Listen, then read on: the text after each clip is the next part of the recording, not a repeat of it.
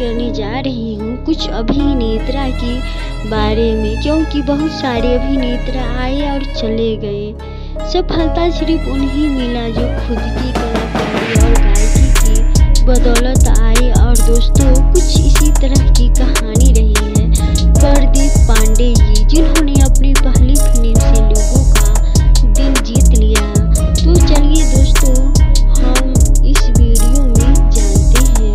तो दोस्तों, इससे पहले मेरा चैनल नीचे लाल बटन दबाकर सब्सक्राइब जरूर कर दें।